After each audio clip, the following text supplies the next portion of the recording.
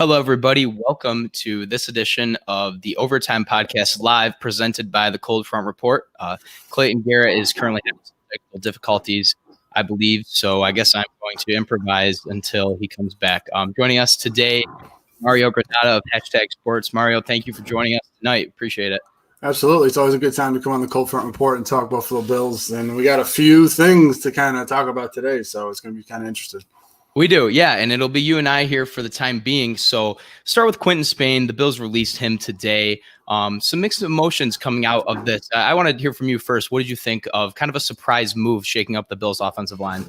I mean, the initial surprise came when Spain was taken out of the lineup, I believe. And, when you started to progress through some of the things, it had to be some of the things behind the closed doors, which we weren't privy to finding out about Quinton Spain, because you look at a guy that last year who ended up not allowing a sack the entire year. I mean, per PFF. I don't know how you feel about PFF, but some of the things that they talk about, I'm kind of a little skeptical about. But you talk about a guy who was a serviceable player for the Buffalo Bills. Now it just brings about so much more speculation with what's going on, with Ford, or what's going on with Feliciano possibly. So in a position where you were kind of thin, it just makes you a little bit thinner, and you don't know what the underlying cause was for his release. Yeah, and you think if the Bills are going to cut a player unexpectedly, offensive line isn't the first position group that I would think that they would do that, because, as you said, it's a group that has been thin. It's not one of your deeper positions. I don't really know what to make of this move. Spain's making $5 million a year, and I guess the fact that the Bills released him instead of trying to make a trade tells me that maybe there weren't any teams that wanted that contract, which is understandable. It seemed like Spain kind of played his way into that contract. And now all of a sudden he's taken out. And now maybe also Spain wasn't comfortable with Brian Winters taking on a larger role on the offensive line, and decided maybe the inside of the Bills decided that moving him was better than dealing with whatever problem that could have caused, because at this point, behind closed doors, we don't really know what went on. Yeah, it could have been a scenario where you were talking about Spain did something maybe so egregious that they didn't even try to look for suitors to try to get him out of there. Maybe they were just, because you have to remember too, Spain was one of the last free agents signed by the Buffalo Bills real late after the free agency period had already been passed. So who knows? He may not have been, at the top of anybody's list, but certainly by the way that he performed last year, he would have been a guy that earned his way onto some spot somewhere. Mm-hmm. And Clayton, welcome back. We got it kicked off here talking about Quinton Spain while you jump back on. We want to hear what you have to say about the surprise release from the Bills today. First of all, this is 2 weeks in a row my internet decided to shit the bed in the middle of going live for the Overtime Podcast. I don't know. Maybe it's a Jeff thing. Maybe I've had no problems.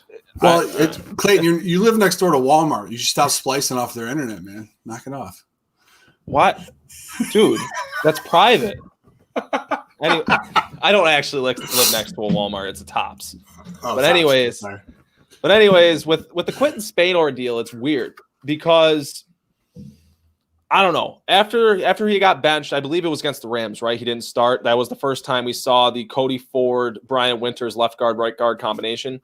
So just like PJ said in the chat, something happened. Those cryptic tweets, man. That's exactly what I'm referring to. He had those sort of cryptic tweets after the first time that he was benched. And that kind of left us all in a little bit of a bubble of wondering, like, what's going on with Quinton Spain? And we didn't see him play until Brian Winters got hurt. I believe it was in the Raiders game, and he had to step in and right guard. And he didn't do a bad job at right guard. But really the way I feel is the Bills just caught their best offensive guard. Really, they did. Like Cody Ford, he's not really all that proven. Brian Winters, I think we all know that he's been hot garbage. So I'm a tad confused as to why they cut their best guard. And as these two alluded to, as to what I heard as when I first hopped in, maybe something did happen behind the scenes. And I'm also of the belief that is what happened. But I don't know what it would have transpired. That's not a thing that any of us are inclined on, so we can't even really speculate. But if I had to guess, I can't say how accurate I am, but if I had to guess, Quinton Spain just got a 3-year, $15 million contract. And he's probably not too happy about them forcing in Cody Ford and forcing in Brian Winters. Because make no doubt about it, I think Quinton Spain was the best offensive guard on this football team, period. Even with John Feliciano on the active roster, I thought he was the best offensive guard left to right on the team. And it's quite peculiar that they decided to cut him because he's not happy with not starting. I mean, that's part of the quote unquote process or culture. But if that's part of it, where guys are kind of questioning your decision making and who you're putting out there, and maybe it's not necessarily the best combination you could have out there, maybe he wasn't really on bad ground. Maybe he wasn't really out of pocket with those remarks, because I tend to agree with him that he should have been on the starting five. He should have been one of the two starting offensive guards. He's better than both of the guys they had out there. But I don't know. It's a little weird to me. It always has. It has been since those cryptic tweets a couple weeks ago. And if there was a week that the Bills didn't need adversity, this is the one. You don't want a negative story spiraling around your team. And so if it comes down to something with the quote unquote culture, something in the clubhouse, then I mean, is it your best decision just to remove it right away before the problem spreads? That's a question that I don't have an answer to. Yeah, I mean, I got an idea it's rather thin, and I'm admitting it that it's rather thin. But at this point, I don't know, because I'm so confused why. I agree with Clayton in the fact that he was one of your top guards that you had on this team. I mean, you talk about a guy that didn't give up a sack last year. So that being said, just as you guys, I think, would willingly admit that when a coach feels that he's on the hot seat, who usually goes first? One of the coordinators, because a change has to be made or something like that. This team is 4-2. The offensive line play hasn't been great this year. So if you think about it, they threw a bunch of guys together last year, and they happened to perform pretty well throughout the season and near the end of the year. Is this a situation where they feel they can coach guys up, and B, it's a message sent to be like, listen, you're not bigger than the team here. Okay, if we're going to make a move, we're going to make a move. You're going to gripe about it. You're not going to be here. So could this be a message for the rest of the offensive line saying, listen, we don't care who you are. If we decide to take you out of the lineup and you start trying to be a problem in the locker room, you're gone. So I'm like I said, right at the start, I think it's a thin reason why that happened, but I can't think of any other reason why. Maybe they're just sending a message to this offensive line to probably, say, if you guys aren't doing your job, you're not going to be here. Well, hopefully the message is received. Hopefully, I know, right? Because that offensive line looked like absolute poop against the Chiefs. And let's get into what happened against the Kansas City Chiefs, where the Bills lost, 26-17 in a really wet game. Mario, this is a podcast of hospitality. Since you're the guest, what were your overall thoughts coming out of that Chiefs game initially? I thought that the Buffalo Bills' plan, as far as on the defensive side of the ball, was to try to limit the amount of possessions that the Kansas City Chiefs had. So you're going to have to try to make some concessions. Knowing that the Chiefs can score at will through their passing game, you decide to say, listen, if they're going to beat us through the run, they're going to beat us through the run. Okay? The Bills did not expect to get drug up and down the field for 7 yards of carry. Okay? They thought, listen, if somebody's going to beat us, let the rookie beat us. We're not going to let Mahomes air it all over the field. If you think about it, other than the red zone with Kelsey, and Hill only had one catch for 5 yards, they limited, quote-unquote, limited Patrick Mahomes and the damage he can do.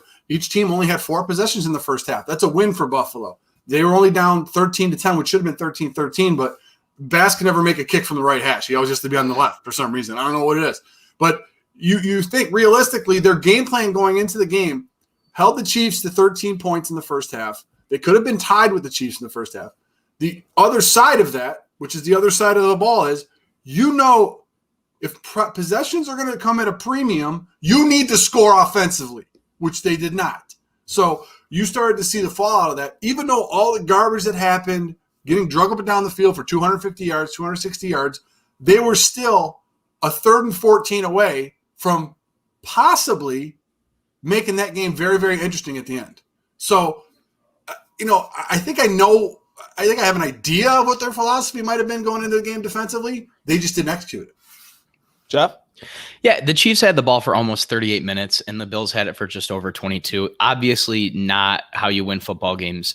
Buffalo got outplayed on offense. They got outplayed at quarterback. They got outplayed at defense. and they got outcoached. It's tough sledding whenever that happens. And I'm not going to go on about the weather in this game being an excuse for how the Bills played, but I thought it clearly impacted the passing offenses of both teams. Now, Mahomes' stats don't show that. He was 21 for 26.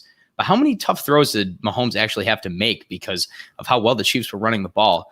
Kansas City used the running game to make up for the rain, and Buffalo didn't. And I'm not sitting here saying the Bills lost because it's raining. I'm not saying the Josh Allen played bad because it was raining. So, that's not the message I'm trying to convey. But I thought that the Chiefs being able to run the ball for over 7 yards a carry really, was such an advantage that the Bills just didn't have. Devin Singletary ran the ball 10 times for 32 yards. Zach Moss ran it 5 times for 10 yards. It's not going to cut it. See, I tend to agree with both of you. That I felt like this was a game where you needed to have an efficient running game. I'm not going to sit here and say that Josh Allen played bad because of the rain. Like Josh Allen, you need to be able to play when it's raining. You need to be able to play. There's a lot of precipitation up here. You got to be ready to play. Rain, snow, or sleet. It is what it is. So that's not an excuse. But the Bills' running game not being able to be efficient in this game is really what kind of hampered this Bills' offense, I felt like. It's really what kind of held them back from being able to be competitive because, the passing offense wasn't as successful with the rain going on. Allen had to hit a few of those passes, and, he has performed better. But I didn't really understand what they were trying to do on the offensive side of the ball. The running game could not get going. And it's strange to me because of all of the complaints I have ever had about Brian Daboll, and Lord knows there are a lot, of all the complaints, the one thing I've always gave him credit for is that he always has a solid running game. Any offense he's ever coached, he typically is right there in the top 10 of the rushing attack. And if you're familiar with Brian Daboll's resume, that is amazing compared to the other statistics in their rankings. So I'm just kind of confused as to what's going on with this running game. And really how I feel is it really has to do with the guard play. It has to do with Cody Ford and Brian Winters. Cody Ford did not look good in this game. Brian Winters did not look good in this game. And to be quite honest with you, I don't remember the last time I came out of a game and said either of those two looked extraordinary. Either of those two looked really good. Cody Ford, they've moved him around 3 times. They've moved him around 3 times to try and get this guy to find a spot where he's comfortable, injury or not. Everybody in the NFL is playing through injuries right now. Everybody. Whether it's a team, whether it's personnel, everybody is playing through injuries at this point in the NFL. You're almost halfway through the season. So it's going to happen. That's not an excuse for me for Cody Ford because it's not like we didn't see him play like shit at right tackle. We didn't see much at right guard, but we've seen enough of him playing at right tackle that, okay, that ain't it.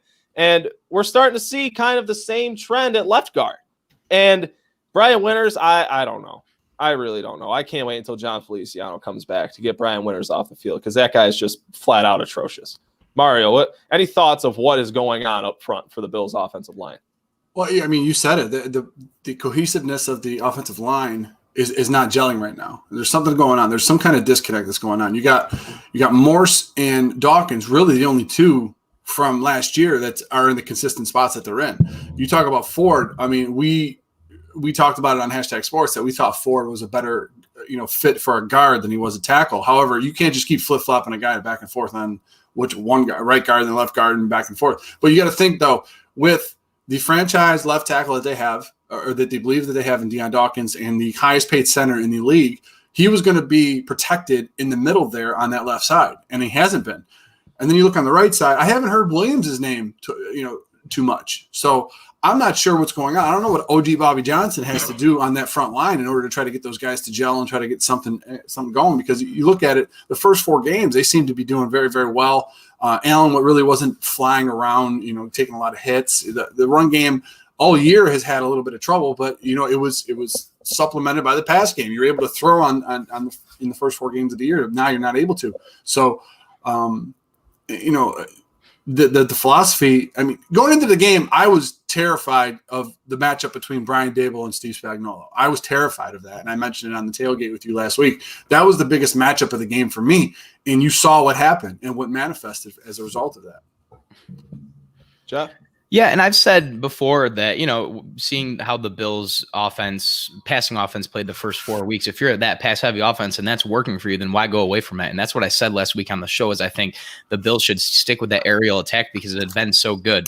Now, this is a game where that's not going to work. And it's obviously not all on the running backs. It's not all on the offensive line. I mean, you need to create more space for them, more holes for them to run the football. And this is an exact example of a game where your passing offense isn't going to work. So what else do you have? What is your secondary component if your passing offense that is normally so good isn't going? If your quarterback is going to have a down game, because Josh Allen's not going to be that quarterback that he was in September for the entire season. It's just not going to happen no matter who you are. And you need that secondary facet to your offense, and this is a game where they didn't have it, and it showed because Kansas City did. Yeah, being one-dimensional in this game really, really hurt the Bills' offense. And it's kind of interesting how the running game just really hasn't gotten going at any point this year. It really is, because they didn't inquire about Le'Veon Bell for no reason. They really didn't. And I'm one that believes that this isn't necessarily a Devin Singletary thing. I don't know what to say about Zach Moss at this point. I've watched him play all of 24 snaps so far, so I'm not going to make any kind of defined opinion of him just yet. But I like Devin Singletary, but at the same time, there are a lot of people out there that are of the belief that Devin Singletary isn't a number one running back in the NFL. And would I say he is? Not necessarily, but I do think he is a solid contributing back.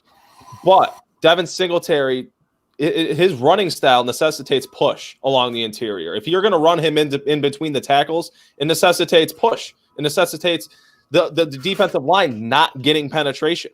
And that Kansas City Chiefs front seven, they're not overly talented. They really do have – I like the KC defense, but – you're talking about three really kind of good players, and that's Anthony Hitchens, Frank Clark, and Chris Jones. And yes, it's three good players, but that Bills offensive line of old, we'd see them face a Kansas City team that has similar personnel to the Chiefs, and they'd handle a team like that simply. Like they'd be fine. But now, like Mario kind of said, with the shuffling of this offensive line, with three players playing at new positions in totality, it does kind of mess up with the cohesiveness. Now, this is the question I have for you two guys.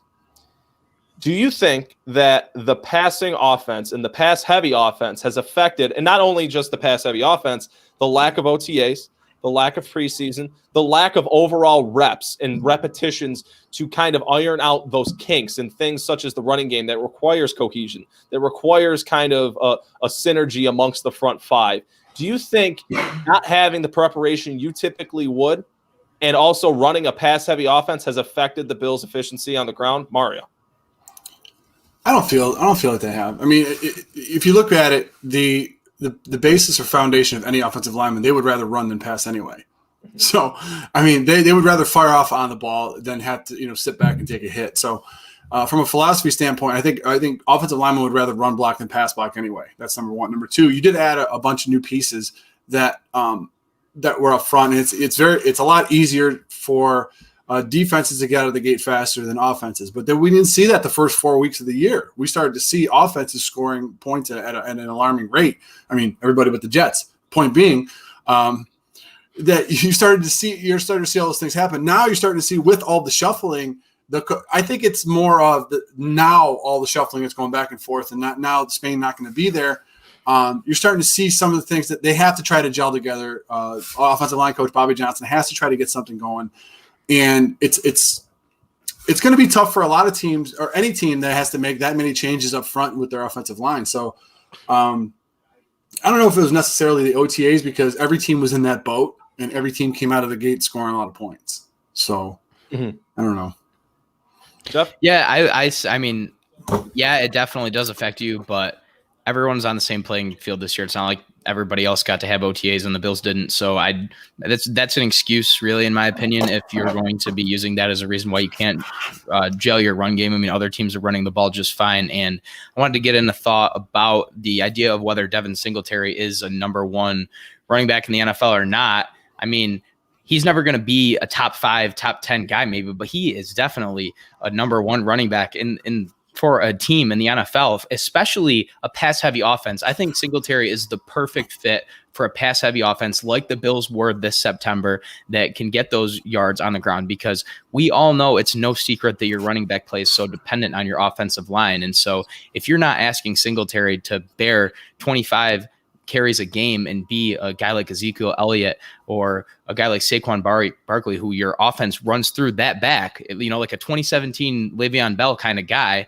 I think that he fits that role perfectly, as long as you're not forcing him to be, hey, we're winning because we have Devin Singletary. No, you're winning because you have Josh Allen throwing the ball to Stephon Diggs and John Brown and Cole Beasley. But I think that Singletary can definitely be your feature back on some damn good Bills playoff teams going forward, if that's what you're given right now. Okay. All right. Now, I can't go through an offensive conversation, especially one where this offense looked like this, without mentioning Brian Dable.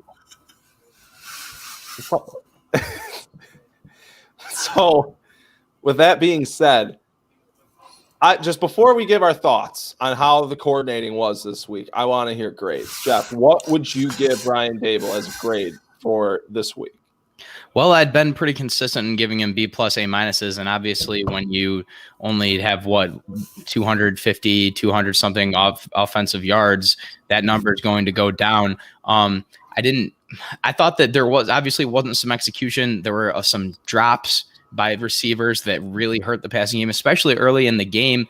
Allen made some bad throws. So I don't think that, the play calling was horrible. I think that there was a lot of lack of execution on the field.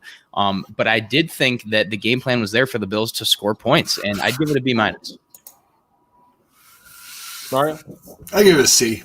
I mean, for all the points that Jeff mentioned, is the fact that you can't have drops and you can't have poor offensive line play and all this stuff, and then just put that on the coordinator. However, there were some play calls that I think he could have mixed things up a little bit. I mean, we still haven't seen the pistol since the first week, but you know what? That's based on matchup. Maybe the pistol doesn't work well against Kansas City. Who knows? So that all being considered, you got Moss back, you had Singletary, you had your plethora of wide receivers available to you, with the exception of or your receiving targets, with the exception of Dawson Knox, and Croft has been sort of serviceable in that role. Your offensive line is just being shuffled more than a deck at Caesar's Palace. So I can't put it all on Brian Dable. So I would like to I'll give it a C, because I think there are areas that he could have done better, but then you factor in the drops and all other stuff. So I'll give it a C. Yeah, I think I agree with both of you. I'm going to fall right in between both of your grades and give him a C+. Just for all the points that Mario and Jeff have just stated. Yeah, the drops don't fall on him. It's obvious that offensive line is just they don't have what they're supposed to have in order to be an efficient group up front. The drops were there. Josh Allen did not have a good game. I didn't think he had a good game. Once I saw it piss and rain in Buffalo, I wasn't expecting him to have a good game, because really anytime I've seen it raining like that when Josh Allen's playing, he hasn't had a good game. I know somebody told me that he had a good game in a sprinkling Miami, but I have yet to see Josh Allen play good in inclement weather. And that's kind of concerning for it's Buffalo. It's kind of concerning to see him not being able to perform in inclement weather. And I'm sure it's something that needs to be, he needs to adjust to. I'm not sure if they were expecting it to be raining like that. I know teams should be paying attention to the weather report in preparation for the game, but either way, he did not perform in the rain. None of the receivers were making crazy plays on the first drive. The first third down, John Brown just dropped a catch that was right in between the numbers. He just dropped it. So I can't put a lot of blame on Brian Dable, but can we please calm down with the highest paid offensive coordinator in the league shit, please? I don't know. Just before you get to your point, because I know the rant's coming. I could feel it. I could sense it. I've been on enough shows with you. To know when the rant is coming. There's no rant. There's no rant. I just don't want to hear about this guy's offense being next world and just him being the highest paid OC in the league. I'm not hearing it. I'm just saying, prior to that, the only thing worse than Josh Allen's performance against the Chiefs was hearing Troy Aikman talk about how he struggled in inclement weather. I just didn't want to hear about it anymore. I swear to God. Aikman, oh my God. Him and Buck were just You just saw it for the first two drives. You were talking about Josh Allen and his inaccuracies and all this other stuff and what you're supposed to do. And then Mahomes misses a throw and then Aikman goes, well, you see the weather kind of got to him there. Like, well, okay, come on, Aikman. Jesus, try to be, unbiased here. But what I'm saying is you come back over to Brian Daboll. This is something that's it's not a new thing, Clayton. It's not a new thing for you. We're talking about, once again, in the third quarter, nothing happening with this offense. And it's frustrating. So you're allowed to rant. I kind of felt it, coming, that your rant was going to be coming, even though it didn't start yet. But that's the thing that goes on with Brian Daboll. Where is the third quarter adjustments coming from? What is going on? There's nothing going on. There's evidently nothing going on. And the bigger problem that has come the last 2 weeks from not being able to produce in the third quarter is the Bills' offense hasn't been on the field in the fourth quarter. I mean, two weeks ago in the Titans game, Josh Allen, they had the touchdown drive with 13 minutes left. He was barely on the field after that. I don't know if he was on the field after that. Same thing happened last week. I mean, you don't produce in the third quarter, and then you're playing down in the fourth, and then you don't have the ball because your defense can't make stops. It's a recipe for disaster. Recipe for disaster. I feel like that's all we talk about with Brian Daboll's offense. In the third quarter. Talk about recipes with Brian Daboll? Is that what we're talking about? Recipes. The only recipe that works for that guy is the one that features 3 amazing receivers, 2 halfway decent running backs, and, well, what was a pretty good offensive line, but obviously they haven't lived up to expectations this season. But Brian Daboll, I'm not buying it. I'm not buying. I haven't bought the stock of Brian Daboll and this immaculate offense from the first 4 weeks because it was the first 4 weeks. And now we've watched them lay a turd the last 2. So I think we need to hit the brakes. I think we just need to hit the brakes. I'm not going to sit here and say that he's not going to get a head coaching job because Josh Allen is going to pick it back up at some point. It's probably going to happen against the Jets because, and if it doesn't happen against the Jets, I don't know what to tell you. But to be honest with you guys, now that I'm thinking about it, this Jets game very well could be an audition for Brian Daboll to go get that New York head coaching job. Think about that. Adam Gase isn't going to be there. Adam Gase is not going to be there. And to be honest, I would love it to see Brian Daboll go to New York. I like him with Darnold better than I like him with Allen, to be honest with you. Because with Allen in this offense, I always felt it was a square peg in a round hole. But Darnold seems more tailor-made for an EP system like Daboll runs, unfortunately. So who knows? That could be. But I have him third. I have him third on the list. If the progression goes the way it's going to go this year, and I think it's going to go, he's going to be behind Eric Bieniemy and Greg Roman as far as offensive coordinators being considered for head coaching jobs. So there has to be at least 3 openings that happen before he even gets considered for one of those. Okay. Well, Jeff, were you going to say something? I was just going to say that Brian Daboll's in a rut right now. The Bills are in a rut. You know what the best solution to that is? You get scheduled to play the New York Jets the next week. Yeah. I really want to get into talking about the Jets because this Chiefs game was just miserable. But we do have to talk about that defense. We do have to talk about the atrocious run defense. We do have to talk about some people thinking Justin Zimmer is better than Ed Oliver. Guys, that defensive line has been bad. Really, really bad. The Chiefs, they had amazing play along the interior. Amazing. And they had a backup playing. So what's the excuse really? This offensive line or this defensive line has just not executed at any point in any facet. I don't know what's going on. They're getting big boyed every week. They're getting pushed 4-5 yards off the line of scrimmage every run play. Jeff, what do you think? You saw on Monday night what happens when you give the NFL's best quarterback however much time he needs to throw the ball. I said that no matter who you're playing, if you don't rush the quarterback, you're going to get burned. And Mahomes took that to another level, and he had his running game to assist him in doing it. Bills allowed 245 rushing yards, over 7 yards a carry. And they tried shaking up the defensive line when that happened. Okay, whatever. We'll see what these guys got. Nothing changed. Nothing changed. Now, people have been crying for the Bills to sign a pass rusher, to sign help or trade for help on the defensive line. Certainly the team's biggest need right now. I think that we can all agree on that. But here's my question. Who are the Bills going to get right now that's going to fix that problem? Buffalo's defensive line has been so bad. what one player are you going to bring in to alleviate this problem? Now, a big trade or signing could certainly help, but it's not going to make the problem go away completely. And after what I watched the last couple games, this Buffalo defensive line is almost beyond repair unless some of the players you already have start to step up. Mario? It definitely is very, very frustrating. And, I was put I had a lot of people last year when I was talking about Star Lotulelei and all the things that he was able to do and all the things that I feel that he was very adept at doing with that offensive line, or with the offensive lines that he faced, and he was able to eat up bodies and do all this stuff. And the whole Ed Oliver Zimmer talk. Can we just you're going to double Ed Oliver? You're not going to double Zimmer, okay? He was singled up most of the game, which is why he was able to do some of the things he did. It just like the Quinton Spain release. I don't know why you put $9 million on the bench, and in a game where your philosophy, as it appeared to me, was to stop the run. Murphy being an edge setter, which something that he hasn't been doing all year either, is something that you needed in this game, and you didn't have it. I don't know if they were just trying to try guys out, see if they could perform, if they had to go get free agents. I don't know. But that defensive line is not keeping bodies off of the guys in the second level. Milano is out because of that. Edmonds is hurt because of that. Klein gets stickier than molasses in January. Like, he can't get off a block, and it's killing me. So the result of that, it starts up front. They're not eating bodies. They're letting guards get up to the second level. Something has to be done by Eric Washington and that defensive line front.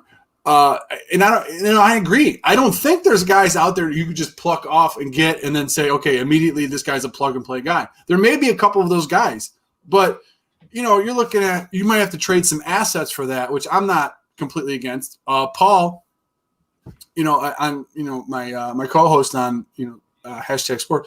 He said, why don't you get Michael Bennett? I'm like, you mean the guy that wears lacrosse pads for shows? He goes, he doesn't care. He just wants a rental for a year anyway. So any of these guys that you're talking about trying to get off the scrap heap, off of free agency, not necessarily trade for, that's just a plug-in. It's just a Band-Aid for this year until you could fix the problem next year. And where the heck is our second-round pick, AJ Epinesa, been? What's he been doing? So there's a lot of problems. There's just as many problems on this defensive line as there is on the offensive line right now. Oh, the trenches. It's where the game is won and lost. It really Amen. is. And this is where the Bills have won games in the past, and they have lost these last two games. And really, you threw Trent Murphy out there.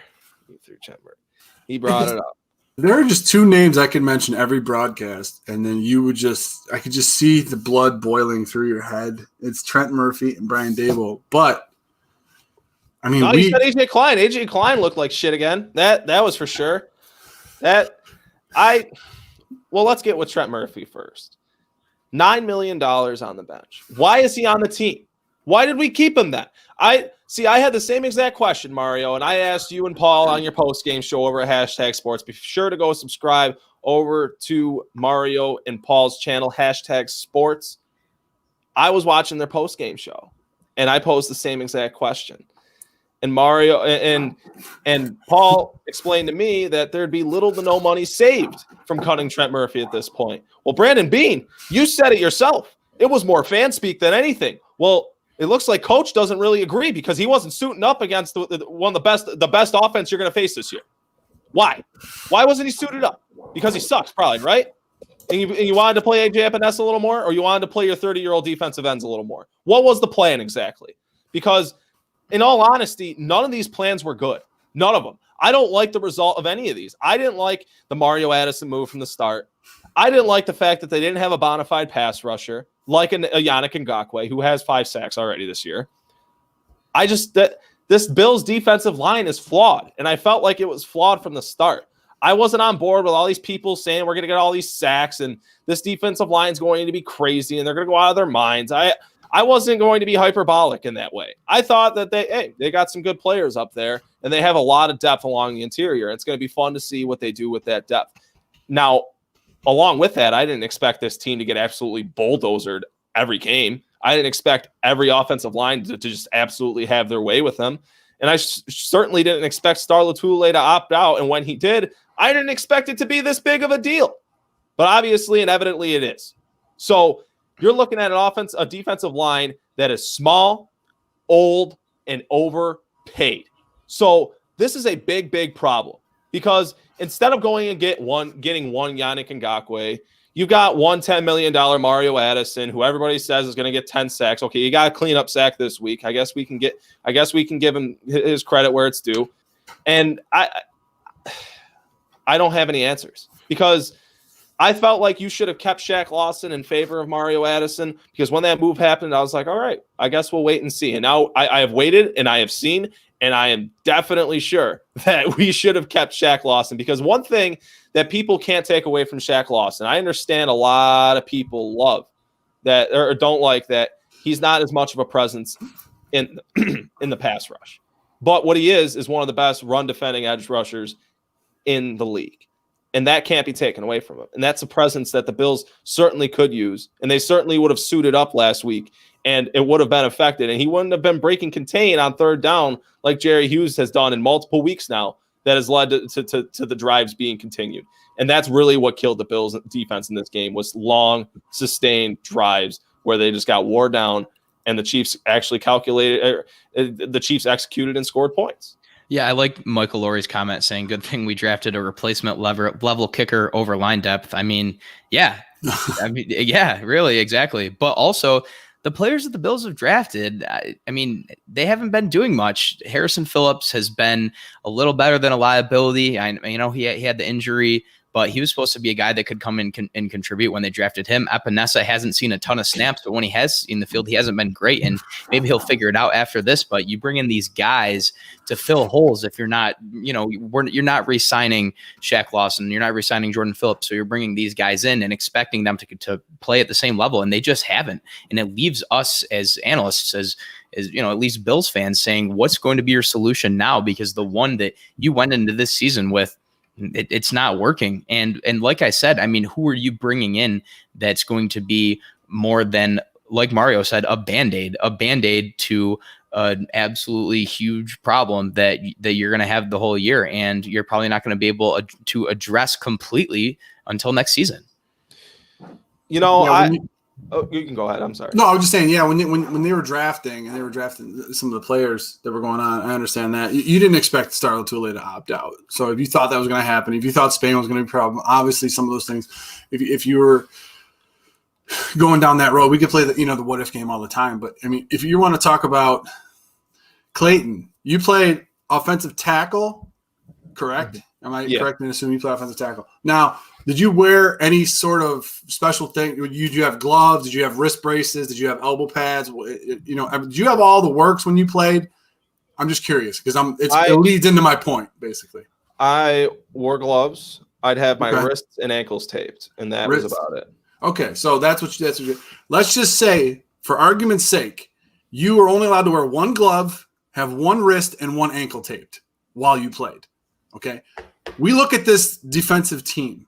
Everyone wants to put the blame on Frazier, philosophy on Frazier, things going on Frazier. I understand that. This is Frazier's defense. He holds the cards when it comes to what happens with this defense and how it performs. However, you have Eric Washington, Mario Addison, A.J. Klein, Star Lotulelei, who opt out.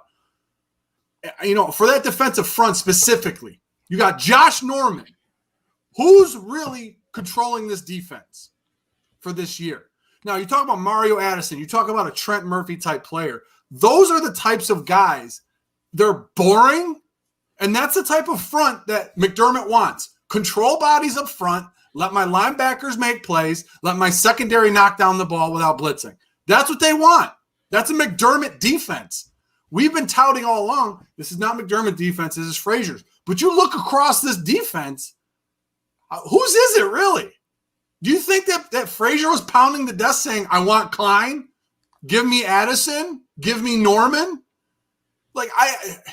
That's the thing for me. I think more of the onus, I know I kind of just took the idea in a different direction, but I think more of the onus goes on, people want McDermott to run this defense and take over defensive play calling. Who says he isn't at this point? Well, my mic was muted. I apologize. No, I see what you're saying completely. It is really – you look at how this defense is built, you're right. It's structured such as a Sean McDermott defense. And I don't think they planned on Matt Milano coming out of this game. And I certainly don't think they planned on Tremaine Edmonds taking the step back that he has. Because, wow, Tremaine Edmonds does not look good. He doesn't. I've been saying it for weeks. And it's certainly you can credit some of that to the fact that the Bills are missing their one technique defensive tackle that's been there for the last 2 years. You can credit some of it to that, but missing your one technique defensive tackle doesn't lead to the other team scheming you out of position, because that's literally what the Chiefs did on the Darrell Williams touchdown run, because they designed it for a cutback where they had Darrell Williams in the backfield with Travis Kelce, had Travis Kelce kick out the end.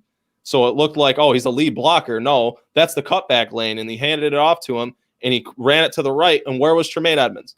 2 gaps to the left of where he should have been. And what did Darrell Williams have? Nothing but green in front of him on 4th and 1. And that was a touchdown all day. All day. And it's abysmal. It's embarrassing. And it's just, it makes me wonder. Tremaine Edmonds. This isn't the first time he's looked undisciplined. This isn't the first time he's looked undisciplined in the pass or the run defense. I pose you both a question. Is Tremaine Edmonds simply too undisciplined to be the middle linebacker of this defense? Because don't get me wrong, he is a solid player. He has all the traits you could want in a linebacker in the NFL. Every single one of them, all of them. But the one he doesn't possess that's necessitated by playing middle linebacker is discipline. So should Tremaine Edmonds be moving positions? Well, right now, I don't know if it's a matter of he's ready or if he doesn't have the potential to be a centerpiece of your defense. Travis Kelce was a matchup nightmare in this game. Without Milano, they just didn't have an answer for him. Edmonds is evidently not that guy. I get that he's playing with an injury. I understand that. But if he's going to be on the field getting snaps, is the centerpiece of your defense, Tremaine Edmonds needs to be better. He needs to fill holes. He needs to make open field tackles, and he needs to be able to cover tight ends. And if he can't do all of those things, then maybe he would be maybe he would fit in better as an outside linebacker, or just not literally your entire defense revolves around him in the middle. He's got the green sticker on his helmet, and he just hasn't been the presence that they need him to be, or that I thought the Bills think that he would have been. He had a solid, good start to his career, and this year is the step back because of injury, or is it because he's just isn't meant to play that centerpiece role that I think other guys can play? I think his rookie year, he came in and he was wide-eyed and his eyes deceived him, and he was playing out on the edge a lot at Virginia Tech, and that's what he was doing. They were trying to make him, because he had, like Clayton said, he has all the physical tools to be the middle linebacker of this team. And then you look at his second year. He led the team tackles 2 years in a row. That was because you had that one technique eating up bodies in the middle, and he was able to roam free from sideline to sideline. There's no other guy on this team, and I'm putting him ahead of Milano, that can roam sideline to sideline like Tremaine Edmonds has. This guy has a broken wing, for crying out loud. He is not playing because, it's, to me, I think that's 110% of the reason of why it's going, why he's not performing. Well, now, you know what? I'll say 95%. The other 5% is that he's got bodies on him 4 yards down the field that he's not able to do it. So he's trying to overcompensate for the lack of defensive line presence that's going on right now. So he's trying to make plays. He's trying to go outside of his comfort zone. It's not undisciplined. These guys are not able to do their, fulfill their roles defensively because of what's going on up front. And I'll be the first one to say, when he had guys not on him, he can move sideline to sideline. He can do everything that you need to do from a middle linebacker position. You couple the fact that guys are on him 4 yards down the field, as well as the fact that he's hurt. He's playing hurt. They have zero depth at the middle linebacker position. What are you going to put in there? Tyler McCavich? You're not doing that. You're going to a 75, 80% Edmonds is way better than that. So that's what you're doing. You're putting him out there. I don't think he's 100%, and I think that's affecting his play. And you couple that with the fact that he's trying to do something and try to go out of his comfort zone to make plays because no one else is making them on his defense, makes him look undisciplined and that he's not in his assignments. I understand it. He probably overplayed that gap because he thought he was going to cut back in there. Who knows? Jefferson was in the backfield and should have made the tackle. He was standing straight up and let Williams run right by him. So in that respect, I put more of a focus because, having played the game myself, I know how I played with an injury versus when I didn't have an injury. Now, I'm not a professional athlete. I'm just saying that from my experience from playing the game, Clayton, I mean, I think you'll back me up on this. When you have an injury, you cannot play to your fullest potential at a position, no matter what position it is. Mm-hmm. Yeah.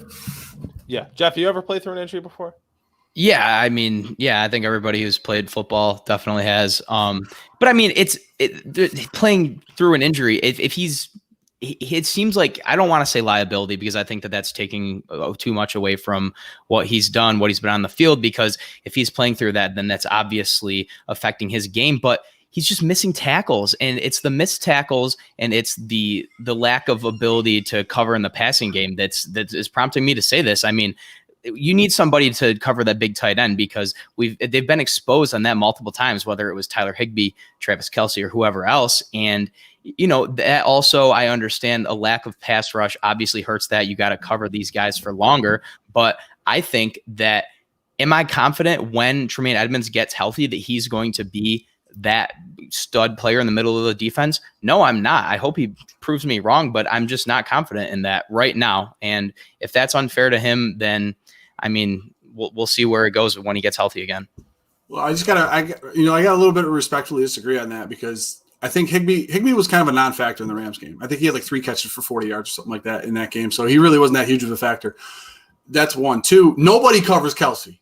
Let's just say what it is. Nobody can cover Kelce in this league from a linebacker position. That's why they always have to drop safeties down on him, and even those safeties struggle. That's number 2. Number 3, you're running the ball as a Kansas City offense, 7 yards a pop. What is your main responsibility as a middle linebacker? You have to stop the run. So that being said, some of those areas where he was supposed to cover and try to get a body on Kelce, he couldn't, because he was so concerned with the play action up front. So all those things combined, I understand. He's not as good a covers linebacker as Milano, but he's not supposed to be. He's the inside guy, not the outside guy. So, I mean, I understand every point that you're making as far as what you were trying to say about Milano, about Edmonds and what he's doing this year. But I think all those things combined have to be factored in when you try to talk about a guy that's trying to cover Kelce, who nobody can cover Kelce. I don't think anybody can in the league from the middle linebacker position. Probably Bobby Wagner is the only guy I think could, but that's about it. Yeah, it's definitely a discussion that's necessitated based on how this defense has been playing. There's so many things that we have to talk about, so many reasons as to why this defense is performing the way it has.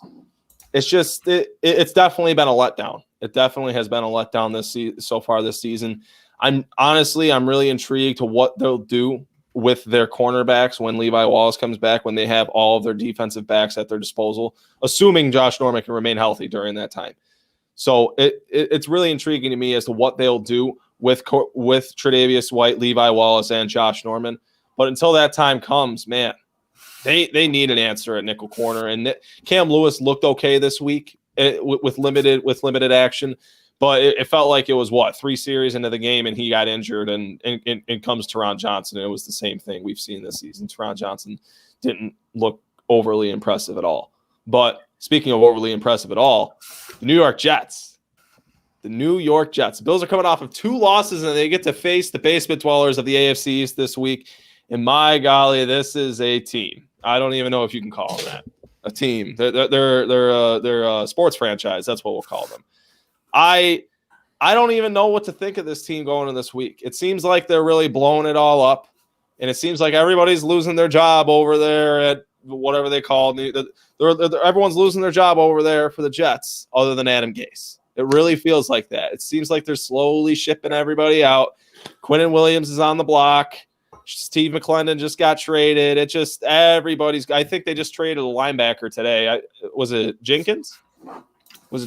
I don't know. They just made another trade today. They're trading players left and right. The New York Jets, they're not even the same team the Bills faced in week 1, just based off of personnel and who they do and don't have. Le'Veon Bell's not there anymore. Going to this game, Jeff, what are your thoughts as the Bills go up against the New York Jets? Well, I already said it. I mean, the best way to get back on track is to play the worst team in the league, and I think that's exactly what the Bills are going to do. I mean, I'm glad from a Bills perspective that you have this game on the schedule now because if say you have the Seahawks scheduled, if the NFL puts you through that gauntlet where you have the Titans, the Chiefs, now we're going to this game saying, oh shit, now we got to play Seattle. Now we got to play Russell Wilson or, the Niners or one of the other top teams that the Bills have remaining on their schedule. Little step back. I don't think that there's not that there's not any chance, but I think there's very little chance of this being a letdown game or a trap game or whatever you want to call those, where you have to play down to the level of your opponent. I don't think that's going to happen because the Bills are just simply a better team.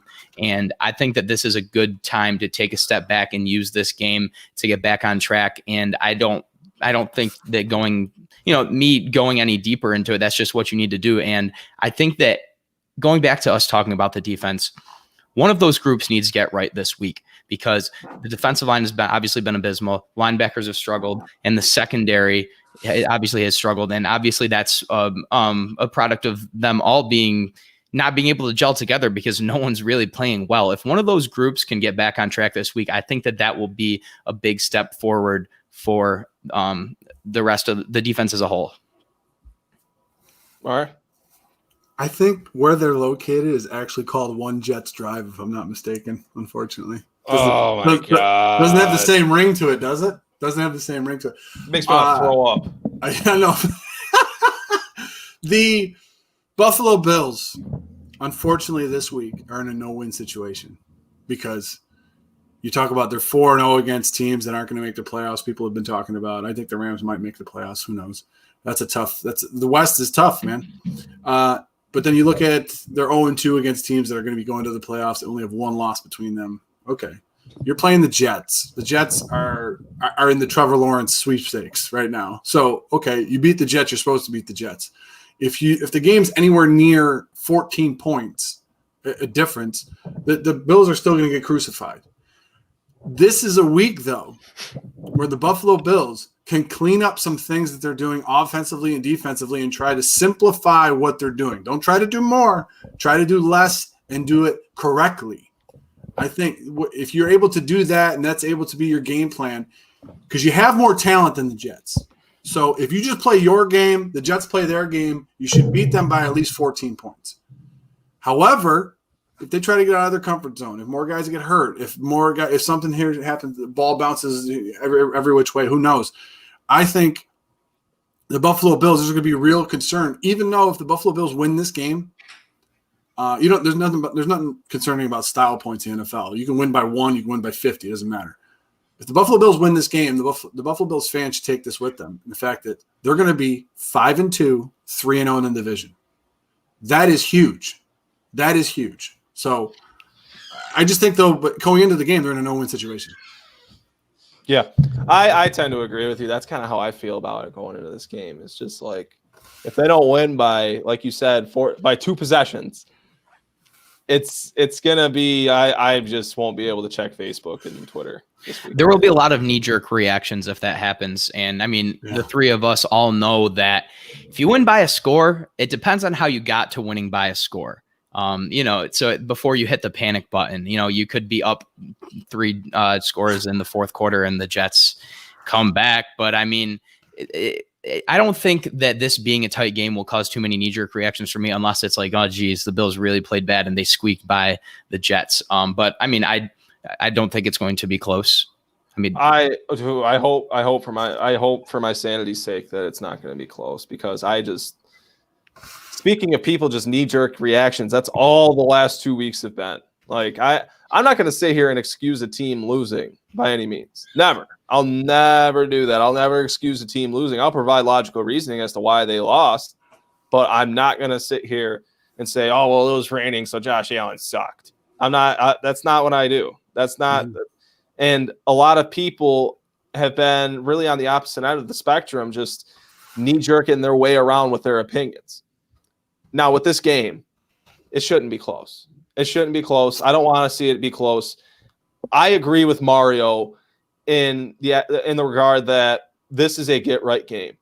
Get back to your fundamentals. Get back to what you do. Get back to who you are. Gain your confidence back. For Christ's sakes, Josh Allen, gain your confidence back. That's the one thing that I have seen missing from Josh Allen these last 2 weeks. is his poise, his confidence, his cockiness, if you will, his swagger. Because that's something for Josh Allen. That's a trait for Josh Allen that he's really kind of dependent upon. He's dependent upon his confidence. He's dependent upon his poise, his swagger, and his playmaking ability. He's a playmaker. He's a football player. That's just the kind of mentality that he's wired with. And I can understand that. That resonates with me perfectly. And this is the game that if there's anybody the Bills had to play that Josh Allen needed to get his confidence back with, if it weren't the Miami Dolphins, it'd be the New York Jets. And it'd be this defense that they're just shipping away. It'd be this team that's just giving up on their head coach. It'd be this organization that's literally Daniel I'm so sorry. I say your last name wrong every single time. Daniel G says, actually, it's dumpster fire drive with a literal dumpster fire rage 24/7. So, yes, that's my point. If it's any team, you want to get your stuff together before you play the New England Patriots, it's this team. It is this team. Get your fundamentals back, get your feet back under you, and keep running and get it back on track. Like Mario said, you're 5-2, 3-0 in the division. 3-0 in the division. When's the last time the Bills started 3-0 in the AFC East? It has to be. It couldn't have been since Jeff and I have been alive. Definitely not. Definitely not. I can promise you that. No, because they played the Patriots in the first 5 weeks. It seems like every year of my life. Yeah, exactly. Every year. So it's almost at home. That's a fun stat. I will get my guy on that as soon as possible. It's just this is the game the Bills need to have. They need, after coming off of 2 straight losses to very competitive teams, have a convincing win against these basement dwellers. And the Bills are going to win the game, right? They're going to win the game. They're going to win. They're going to win. Like, strike me down. They're going to win. And the Bill. Everyone was so high on the Bills after the 4-0 start. Josh Allen's the MVP. They said, the Bills are one of the best top 5 teams in football. They said, and then after 2 losses, we've retracted so much after losing to 2 great football teams. But the Bills fan base and people are just down so much. So I don't want to hear it when the Bills go down and win. Even if it's kind of ugly, I don't want to hear it. You're going to go down, you beat an NFL football team, no matter how bad they are, and you get back on track and you go from there. I think Allen having a bounce back game this week will go really, really go a long ways as far as getting his confidence, the confidence that they have in Brian Daboll and the offense as a whole. And so the Bills are going to go down and win, and I think that'll kind of say, all right, we're back on track. Where do we go from here? Yeah, I just, as the pessimistic, because you guys aren't old enough to realize when the going was good in Buffalo, and why the 17 years was such an impact on a lot of people's psyche here in Buffalo. Okay, they're 4-0, now they're 4-2. Even if they beat the Jets, I think a lot of Bills fans will have that. Oh yeah, well they were supposed to, or that it'll be like kind of like a defeatist attitude, but like, oh yeah, well they were supposed to beat them. I don't care if they beat them by a point. And I don't care if the Jets are tanking, if Miami's possibly tanking. I saw that in the chat. It doesn't matter. Like they don't say that if the Buffalo Bills go 6-0 in the division this year, well, 2 teams were tanking. They don't put that in the stat sheet. I don't care. That doesn't bother me. What does bother me is that versus Tennessee, it looked like there was a severe lack of focus. And against Kansas City, there was a severe lack of passion. I need to see both of those in the upcoming weeks, not just against the Jets. I want to see that in the next couple of weeks. If I don't see that, because you need to have both of those in order to win a title.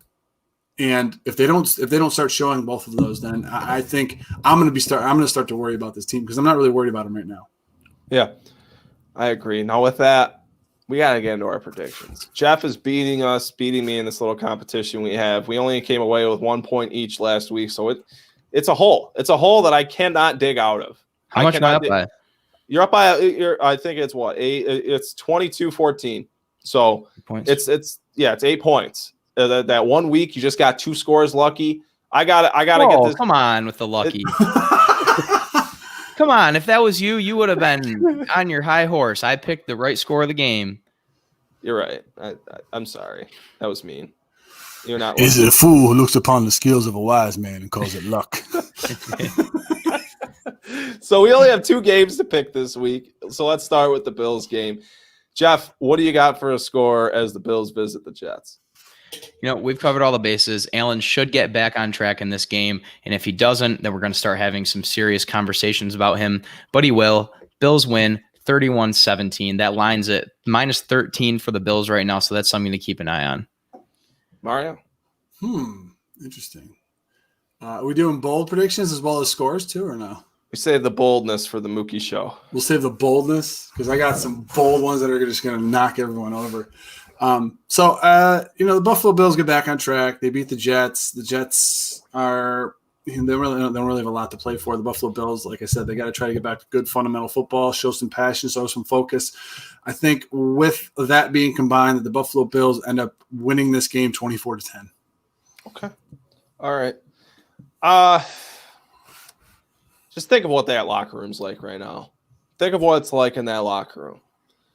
You're pissed. That doesn't even really explain it. You are human. And a guy just got caught. Or possibly as an example.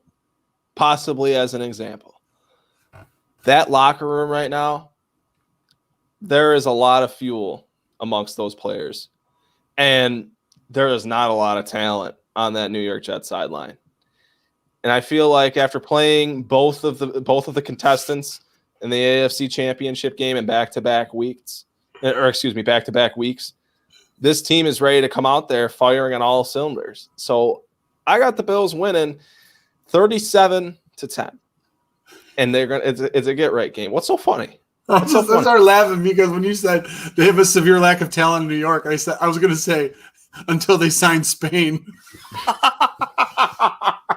Wow, he wouldn't even be able to play. I don't think because of you got to.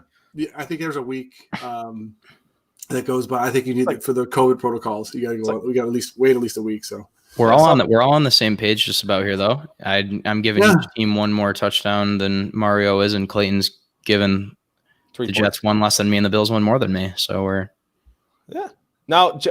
I mean, Mario, you can hop on this if you'd like. Sure. So it's up to you. The 49ers visiting the Patriots. Jeff, who you got and what's the score? So, I said before I didn't want to pick the Patriots to lose back-to-back weeks. They looked bad last week against the Broncos. I think they'll get back on track. 49ers are kind of one of those wild card teams right now that we don't really know exactly what they are, but Patriots will win 24-20. I don't know about the success of any type of player that has left Bill Belichick that has went up against him after that. If you're not sure about that, Google Drew Bledsoe.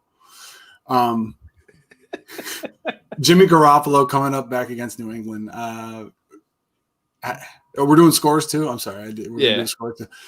I'd say it's probably – and you want to talk about Shanahan's experience against New England in the Super Bowl does not bode well. He should have ran. The Falcons would have a title. That being said, I think New England wins the game, but it's going to be an ugly – I think 18-12 is going to be an ugly game. No, 6 field goals in the New England game again? No, there's going to be some failed two-point conversions from Cam Newton. So missed extra point. Yeah. Well, I'm losing this competition we have going on right now, so I pretty much – if there's a game where I have to have a wild card opponent, I'm taking the 49ers. I have to. I cannot continue to just sit here and be passive and just be like, I got to make the smart pick. No, 49ers are going to win this game. I'm not even sure if I believe that when I say it, but the 49ers are going to win this game. I'm going to say a score of 20-13. That's what I'll go with. But with that, Mario, before we get out of here, tell all the people what you got going on over at Hashtag Sports. Hashtag Sports. We have our roundtable that's going to be going on this week, probably around Thursday or Friday. Whatever day it does not happen, we're going to have a fresh episode of for you for Hashtag Nation of possible defensive free agents that are going to be that could be brought into Buffalo to affect this team and maybe give the defense a little bit of a spark. Paul just went live today during the Quinton Spain release, so be sure to go check that out. It's Hashtag Sports on YouTube. We're also on Twitter and Instagram, but our main place you can find us is on YouTube, and you can find us at hashtagsports.com. we're gonna be welcoming Dan Mitchell and Clayton, as well as Joe Sharp from Believers Talk for the roundtable this week. We're gonna iron out the details and get that to you guys, and we're also gonna, like I said, have a fresh episode, and then I will be back here for the Saturday night tailgate with Clayton and Mookie. So stay tuned. It's always a busy week with Mario and I. Always a busy week. Now, Jeff, it's been a fun show. Please tell the people where they can find you if they choose to. If you'd like to find me on social media for whatever reason, you can find me on Twitter at RealJUVEINO. You can find me on Instagram at my name, Jeff UVEINO. Like Mario said, the Saturday night tailgate. We'll be back on the regular day. It's supposed to be on for the first time in like what's felt like a month. Saturday night tailgate with Mookie Hawkins. I don't know who he's going to bring on the show. He always brings somebody. It's always a fun time. I'm sure the chat knows there's always fun stories that go on with whoever Mookie brings on. But anyways, no, I cannot forget. Jeremy will be going live with Lorenzo Alexander. Today's Wednesday, right? Yeah. Yes. So tomorrow at 9:30 p.m., he'll be going live with Lorenzo, probably to talk about the Chiefs game and a little bit about the Jets game. And also stay tuned for the Yak podcast with Jeremy Turner Montgomery and James Mallory. They're doing great work with that podcast. And be sure to follow the Cold Front Report on Twitter, Instagram, and like us on Facebook, and subscribe on YouTube. It is at Cold Front Report on Twitter, Cold Front Report _ Bills News on Instagram, Cold Front Report _ Buffalo Bills News on Facebook. And that would be just Cold Front Report on YouTube. And if you'd like to find me, it's at CFR Clayton on Twitter. And for Instagram, it's the same exact handle, at CFR CLAYTON. Thank you all for watching. Thank you all for listening. And this has been the Overtime Podcast presented by the Cold Front Report.